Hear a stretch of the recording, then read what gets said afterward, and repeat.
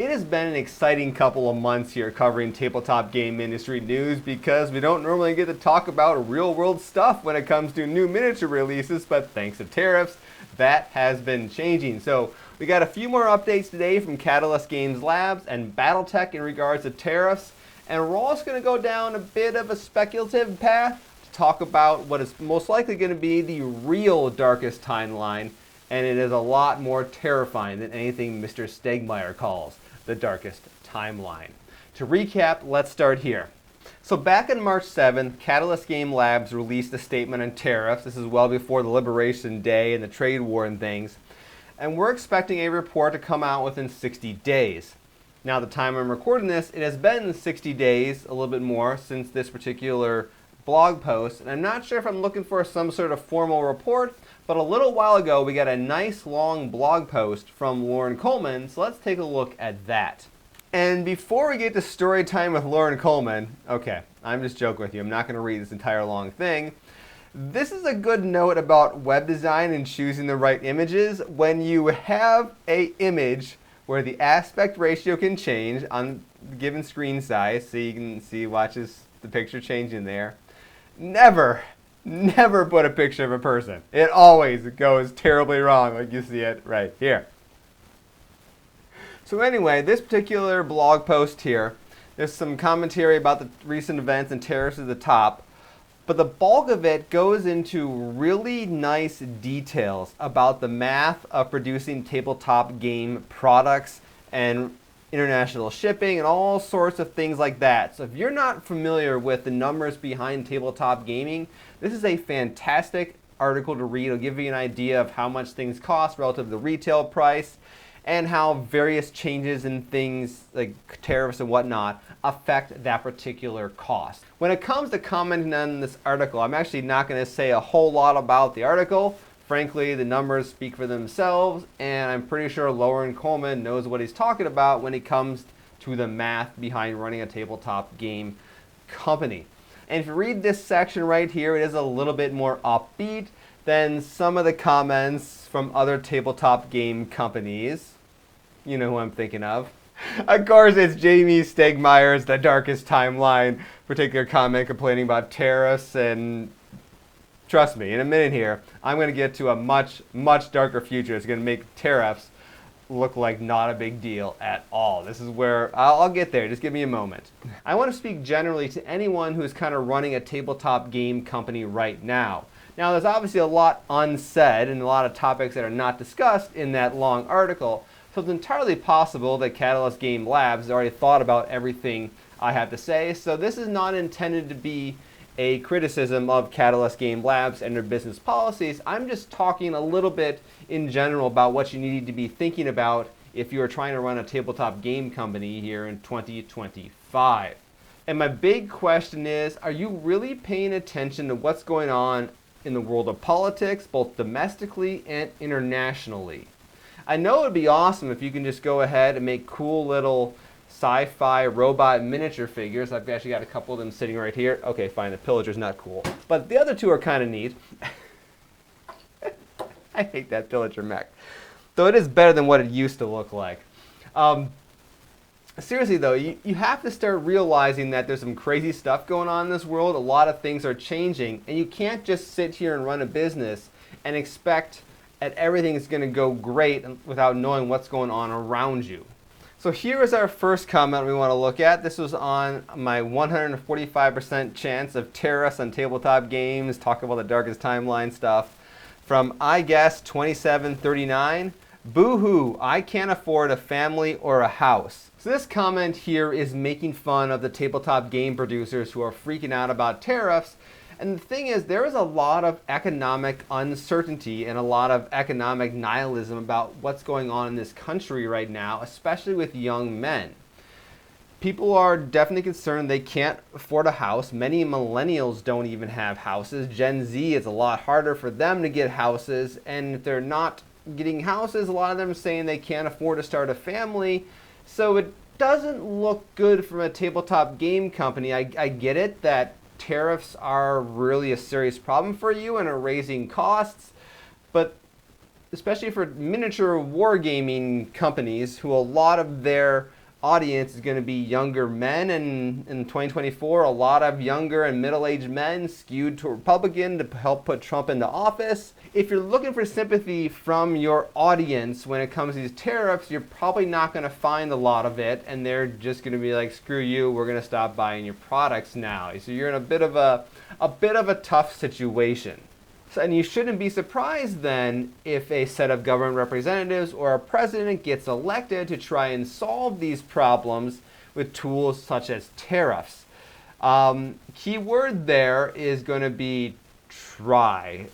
We'll see how President Trump's plan works out a few months, a few years from now, but the reality is, throughout history, there is a ton, and I mean primarily, the vast majority of government solutions to problems usually end up being pretty terrible, but we'll see how things work out. Every now and then there is a halfway decent one. Then the other side of the political spectrum, you got things like this. Gamers TM, I'm so glad we beat woke at the ballot box. Games, variable pricing and tariff-based cost apply. Obviously, I don't know this person's political positions. You can kind of take some guesses, but I don't know exactly what they are. When you start talking about the culture war, which is kind of diving into with the topic of wokeness, you find as a game company, you can very quickly end up in the middle of something you really want to have no part of. If you kind of lean one direction or the other, you're going to get eviscerated by the other side. And this is happening to companies all the time now, from small to very large companies, and it's becoming a challenge for game companies to stay out of it. And frankly, it's kind of impossible to, because even if you try to, you're probably going to unintentionally screw something up and get dragged into this mess. And the culture war is something that Catalyst Games Labs is familiar with the whole Blaine Lee Pardo debacle from a few years ago. And yes, I did say I was going to be making a video on that, and I'm still planning on it. It's going to be coming out not too far in the future, mainly because I'm going to tie it in to the upcoming Kickstarter for my next set of Fractured Colony gaming miniatures. Here's the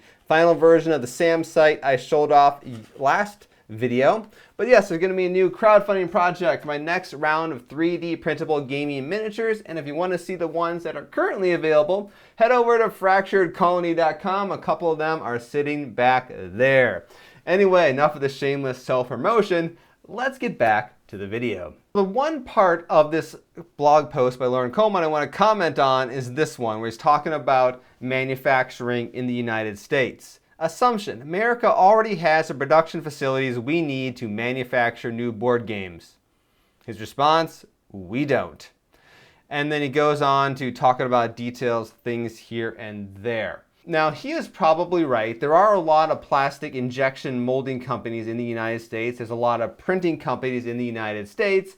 But ultimately, when it comes to manufacturing something like miniatures or board games, there's definitely some specialized knowledge that the companies over in China have done a really good job of building up. However, that was not always the case. I have a few interesting examples right here from about 30 years ago, where you can see that indeed there was a board game industry in the United States. Now, for my first example, I have the original Hero Quest. This would have came out back in 1990 or so, give or take a year or two.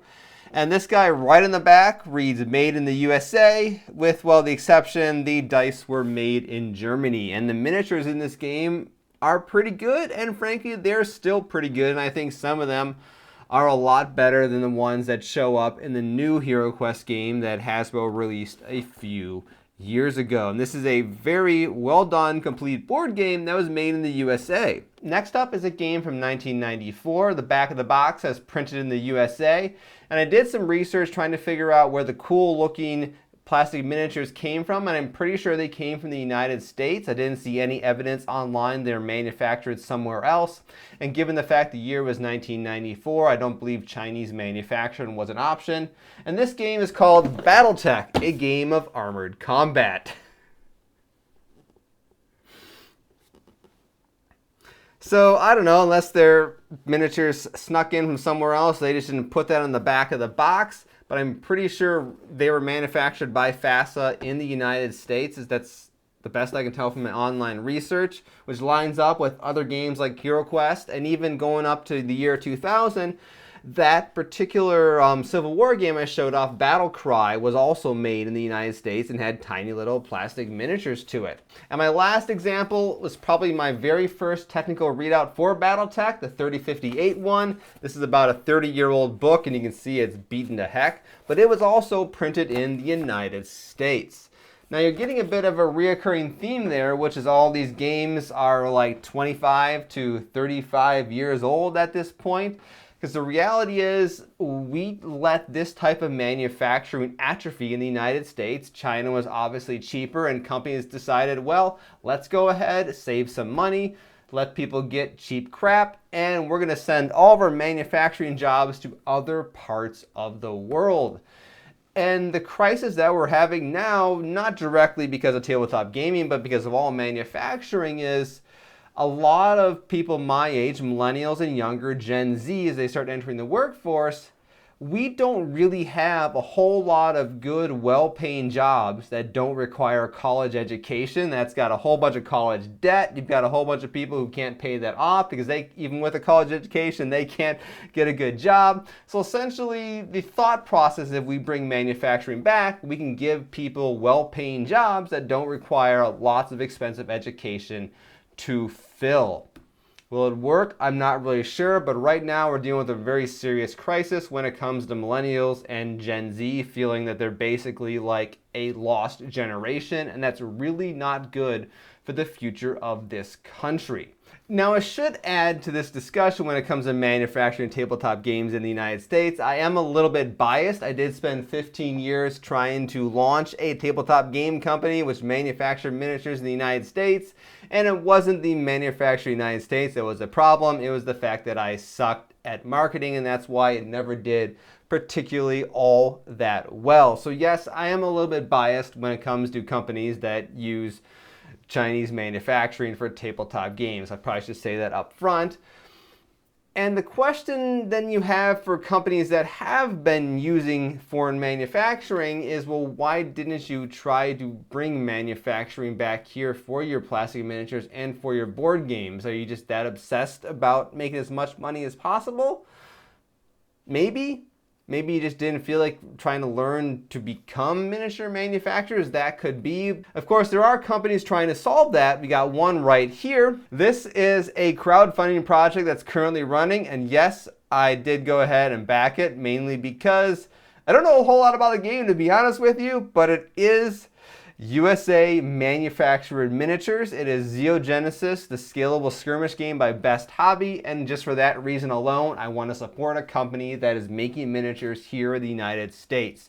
Now, other aspects of the game are not being made in the United States from what I can tell, but the goal is to make the miniatures here. So indeed, companies are trying to bring this manufacturing back home, and I really hope this game succeeds because I did put a bunch of money into it.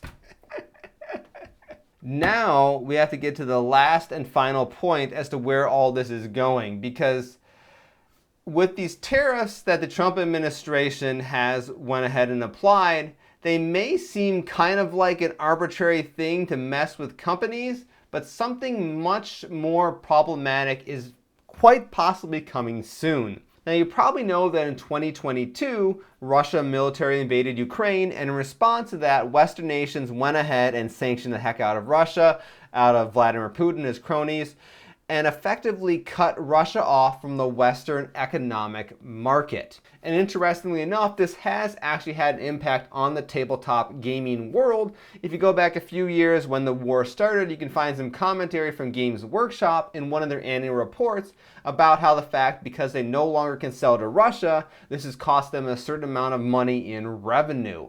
Now, on the other side of the world, there is something else kind of similar to this that is brewing. The Chinese Communist Party has something called the One China Principle. It is a position held by the People's Republic of China and the ruling Chinese Communist Party that there is only one sovereign state under the name China, with the PRC replacing the ROC and serving as the sole legitimate government of that China. And Taiwan is an inalienable part of China.